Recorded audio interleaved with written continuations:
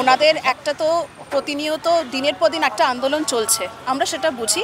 এবং হচ্ছে গিয়ে যে সুপ্রিম কোর্টেরও কিছু আয় আছে, কিছু নোটিফিকেশনও বেরিয়েছে, তা বলে এই এরিয়ার মধ্যে ল অ্যান্ড অর্ডারটা তো দেখুন পুলিশের একটা সাবজেক্ট।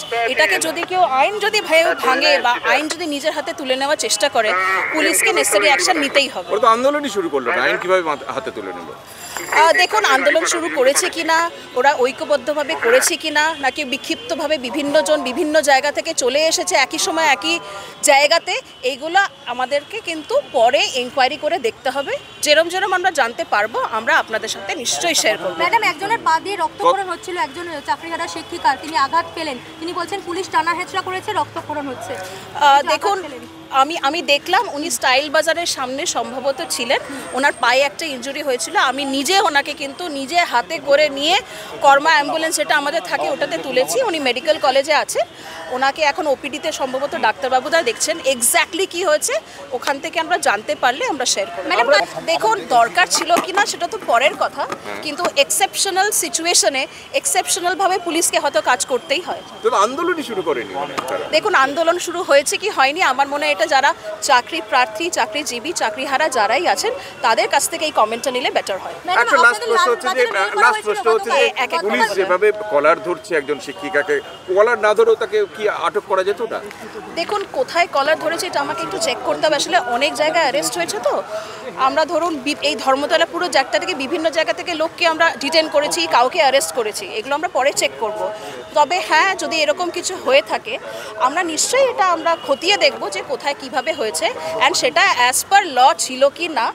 তখন এই সিচুয়েশন যদি ডিমান্ড করে, তখন যদি কারেক্ট অ্যাকশন হয়ে থাকে তাহলে সেটাও আমরা আপনাদের সাথে শেয়ার করব। কলকাতায় এত পরিস্থিতি অবনতি হয়, ল অ্যান্ড অর্ডার প্রবলেম হয়, আপনি ডিসি সেন্ট্রালের দায়িত্বে, কিন্তু কখনো পুলিশকে এইভাবে খুঁজে খুঁজে অপরাধী ধরার মতো ধরতে আমরা দেখতে পাইনি। শিক্ষক ধরার জন্য এইভাবে পুলিশের তৎপরতা কেন?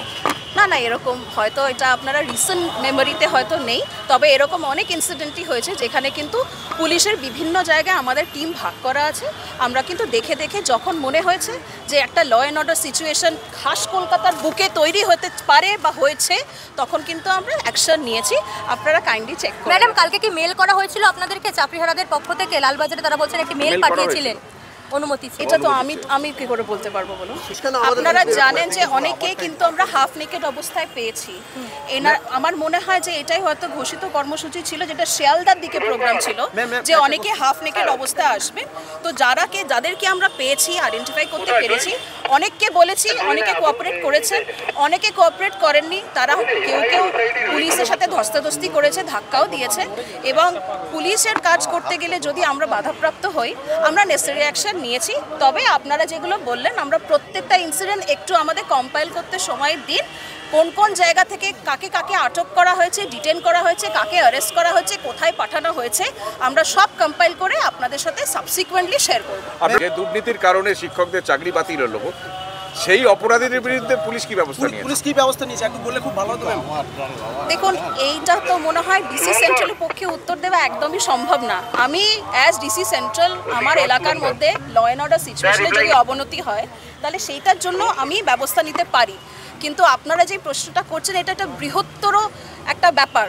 এদের চাকরি গেছে, এখানে অনেকজন অনেক কাজ করছেন, জজ সাহেবরা আছেন, সুপ্রিম কোর্ট, হাইকোর্ট এবং বিভিন্ন দফতর এটার মধ্যে আছে। মাননীয় মুখ্যমন্ত্রী এটার মধ্যে হস্তক্ষেপ করেছেন, উনি ওনার গাইডেন্স দিয়েছেন। তবে আমি মাত্র ডিসি সেন্ট্রাল, আমি আমার এলাকার ল অ্যান্ড অর্ডার নিয়ে চিন্তিত, এবং যা হয়েছে আপনাদের সামনে হয়েছে। আমি কোথায় গেছি, আমার অফিসাররা কোথায় গেছে, কাকে কোথার থেকে তোলা হয়েছে, আপনারা সবাই আমাদের সাথে ছিলেন।